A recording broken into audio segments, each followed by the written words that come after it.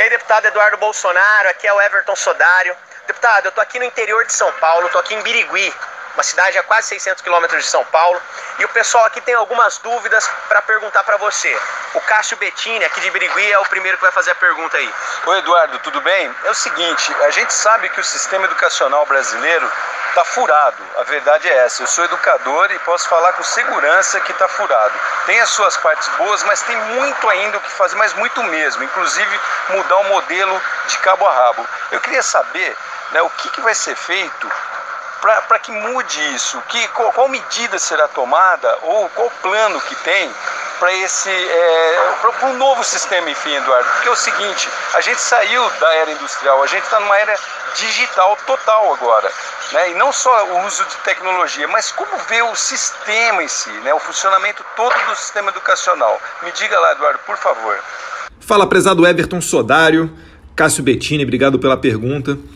Cássio, você fez lembrar quando a gente foi na Coreia do Sul e lá eles estão em outra fase, né? Eles mesmos falaram que a gente está indo para a era da... Já está, né? Na era da inteligência artificial. Então você vê o quanto que nós estamos atrasados. Lá existem planos, né, de inserir nas grades curriculares das universidades pelo menos uma matéria de programação. Mas vamos voltar aqui para o nosso Brasil, né? O Brasil durante muito tempo, principalmente nesses 13 anos de PT, viu muito do quê? Do politicamente correto sendo implementado. É o Plano Nacional de Direitos Humanos, que previa apenas questões homossexuais, kit gay, ideologia de gênero. Parece até que nas escolas não se estuda, né? Só se faz sexo. Então a gente tem que primeiro mudar essa mentalidade de libertinagem. Os alunos, o aluno aquele que se aplica aos estudos mesmo, ele quer ver o quê? É disciplina na sala de aula. E a gente sempre cita como exemplo os colégios militares e as escolas militarizadas. Quando eu fui junto com o Jair Bolsonaro lá em Manaus, a gente visitou a pior escola estadual do estado do Amazonas, quando se fala em notas, né? E após a militarização, que na verdade é uma gestão compartilhada, não é somente militares que existem lá, mas após esse processo, ela se tornou a quarta melhor em notas. Foi tão sensacional os resultados que isso daí se expandiu para outras escolas do estado e Goiás hoje em dia é o estado expoente, já tem em torno de quase 40 escolas militarizadas. Por óbvio, nós do Legislativo Federal não temos condição de militarizar com a polícia militar, mas isso daí já vai trazendo também um norte do que é preciso ser feito nas escolas. É o resgate da autoridade do professor, é cantar o hino nacional, ter amor à sua pátria e não ficar se preocupando com temas como a sexualidade, bem como, né, trazer à pauta as questões de drogas, como se a maconha fosse uma droga suave, enfim, esse tipo de pauta muito presente, verdade seja dita, né, na esquerda. Então acho que é mais ou menos por aí. Essas diretrizes, elas são de responsabilidade, maior parte dela, né, é do ministro da Educação. É não permitir que livros escolares que tratem dessas temáticas que eu acabei de falar entrem dentro das escolas. A gente tem visto muito o quê? É o sistema educacional servindo a uma ideologia, demonizando o empresário, novamente, né, nas questões sexuais, nas questões de drogas. E eu chamo até você uma reflexão. Hoje em dia, a gente vê até com frequência adolescentes grávidas. E no passado, isso não ocorria. Será que realmente abordar esses temas na pré-adolescência ou quanto antes conscientizam as crianças e os adolescentes ou trazem eles para o mundo sexual?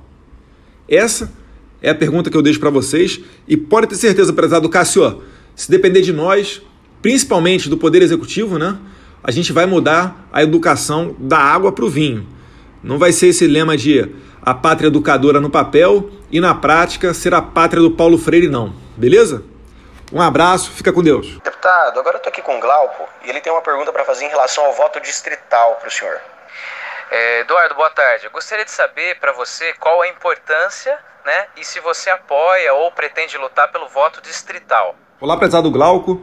A matéria do voto distrital, ela foi posta em votação quando o presidente da Câmara ainda era o Eduardo Cunha. Não só o voto distrital, né, mas o distrital misto, o distritão, enfim.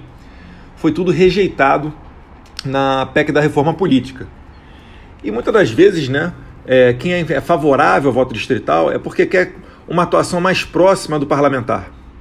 Eu tenho duas coisas para falar. Primeiro, por exemplo, meu caso, que é o voto de opinião, ou aquela pessoa que defende uma determinada categoria de trabalhadores, ela tem um voto espalhado e ela talvez viesse a não permanecer caso existisse o voto distrital. Por quê? Porque aí o político passa a ser votado apenas naquela região.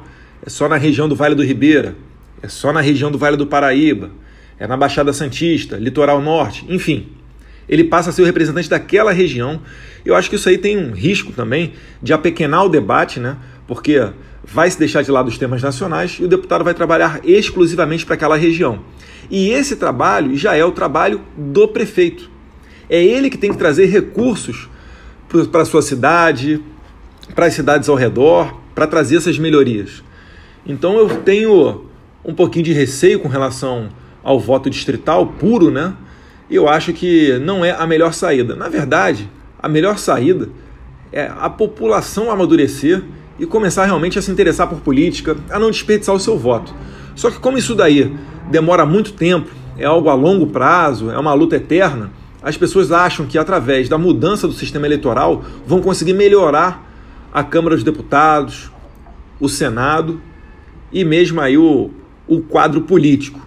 Eu não acho que a mudança da maneira que você votar vai mudar o quadro político. Se você continuar votando errado, continuar não se interessando, votando em gente que é um 7-1 aí, gente que não tem compromisso com a honestidade, de fato você pode botar o sistema que for, que não é isso que vai trazer a mudança necessária. Mas também fico aberto aí a críticas, a sugestões. Eu não sou o dono da verdade, não.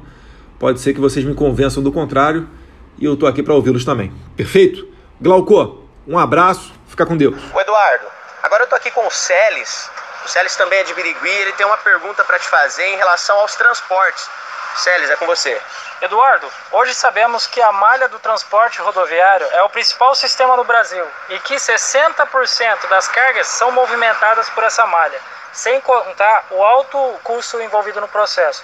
Como que você vê a questão do transporte no Brasil? Você acha que seria interessante aproveitar as outras malhas de transporte? Eu cito elas, a hidroviária, a aeroviária e a rodoviária. Prezado Everton, Celes, todo mundo que nos ouve aí, não só de Birigui, mas do Brasil inteiro, né? Porque essa pergunta aí, ela é de relevância nacional. Quando eu fui junto com o Jair Bolsonaro, meus irmãos, o Flávio, o Carlos Rio de Janeiro, que também são políticos, quando nós fomos ao Japão, a gente viu lá um país montanhoso e cortado pela linha férrea de ponta a ponta. Coreia do Sul, a mesma maneira. E desde que eu tenho as aulas de geografia no 2º grau, hoje em dia o chamado ensino médio, né?